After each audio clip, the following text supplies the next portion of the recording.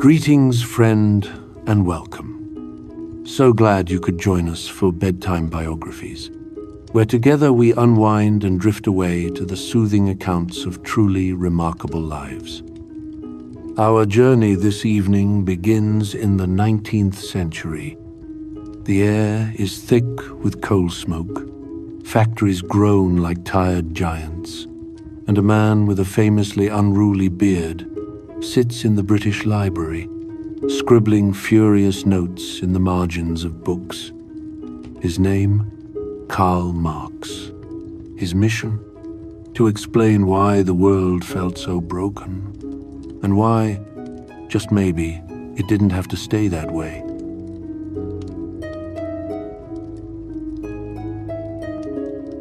Before we properly begin Marx's story, just a brief thought. If these calm explorations of significant lives help you unwind, please consider taking a moment to like this video and subscribe. It genuinely helps other curious minds discover these stories. And we're always curious for your reflections. Let us know in the comments below what you think of Marx and which historical figure you'd like us to explore in our next bedtime biography. Now, Marxism gets thrown around a lot, sometimes as a slogan, sometimes as a scare word. But strip away the noise, and at its heart, it's really just a question. What if work didn't have to hurt? What if the things we make, the clothes we sew, the food we grow, the houses we build, actually belonged to the people who make them? Marx spent his life chasing that idea, through bankruptcies, exile, and a lot of very bad cups of coffee. Of course, history took his theories and ran wild with them. Revolutions, manifestos, governments rising and falling in his name. But tonight, we're not here for the fireworks. We're just here to meet the man behind the myth, a brilliant, stubborn, deeply human thinker who wanted a fairer world. And now, as the day winds down, let's begin to trace the life and times of this deeply influential thinker. This is the bedtime biography of Karl Marx. Chapter 1. The Boy Who Would Unmake the World. The story begins in 1818 in the quiet riverside town of Trier, Germany, a place where Roman ruins crumbled gently into the Moselle River and the vineyards stretched sleepy and green under the summer sun. Here, in an unassuming house on Brückengasse Street, a boy named Karl Marx took his first breaths. His father, Heinrich, was a respected lawyer with Enlightenment ideals dancing in his head, a man who had converted from Judaism to Lutheranism more for career prospects than spiritual awakening. Young Karl would inherit that pragmatic streak, along with something far more combustible. The Marx household hummed with intellectual energy. Heinrich filled the home with volumes by Voltaire and Kant, while Karl's mother, Henriette, kept the pantry stocked with Dutch cheese and the children stocked with old Dutch proverbs. Young Karl absorbed it all.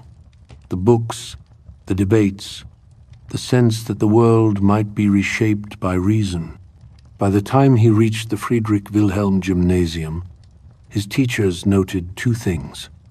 First, that the boy wrote essays of startling depth for his age. And second, that he possessed what one instructor called a most unsettling habit of interrogating every premise placed before him. At 17, Marx penned his graduation essay on the union of the faithful with Christ. The language was conventional, but between the lines pulsed something radical, a vision of humanity united not by dogma, but by shared struggle. It was as if the young man already sensed the theme that would consume his life, that our earthly bonds matter more than heavenly ones. His headmaster, perhaps sensing trouble ahead, wrote in Karl's leaving certificate that while the student showed brilliance, his work suffered from an overabundance of intellectual energy. Meanwhile, the Rhine valley around him whispered of older stories. The ruins of Roman amphitheaters stood alongside medieval guild halls, all overshadowed by the Prussian bureaucracy that now governed Trier. The contradictions piled up like the vineyard terraces, ancient and modern, free and fettered, sacred and profane. Marx would spend his life dissecting such contradictions, though he couldn't have known it yet. For now, he was simply a bright young man with a shock of dark hair and a restlessness that no amount of Rhine wine could soothe.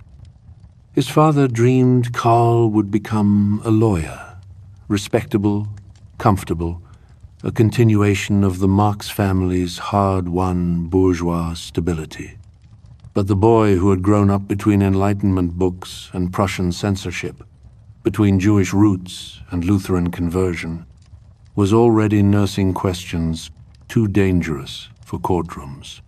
In 1835, he left for university, carrying a trunk of clothes, a head full of ideas, and a heart primed for rebellion. The quiet banks of the Moselle would see him only occasionally after that. The prodigal son returning between exiles, each time a little more radical, a little more convinced that the world needed not careful reform, but revolutionary change. Chapter 2. Hegel's Angry Apprentice. The university years arrived like a storm, shaking loose whatever bourgeois restraint still clung to young Marx. Bonn in 1835 was all tavern brawls and dueling scars, a far cry from Trier's sleepy vineyards. 18-year-old Karl dove in headfirst, joining the Poets' Club, running up debts for fine tailored coats and Spanish cigars, even getting arrested for drunkenness one rowdy night. His father's letters grew increasingly desperate, mixing financial reprimands with paternal concern. "Your wild rampaging through the nocturnal streets," Heinrich wrote, "might perhaps be excused in a teenager, but not in a future statesman." But Marx wasn't destined for statesmanship. By 1836, he'd transferred to Berlin, trading Rhine wine for Prussian austerity. The University of Berlin's lecture halls smelled of ink and ambition, humming with the ideas of Georg Wilhelm Friedrich Hegel. Hegel's philosophy that history progressed through dialectical clashes of opposing forces electrified Marx. He joined the young Hegelians, a circle of radical thinkers who took Hegel's methods and turned them against the Prussian state itself. Nights blurred into days, in smoke-filled rooms where they debated religion as the opium of the people and monarchy as an outdated relic. The transformation was startling.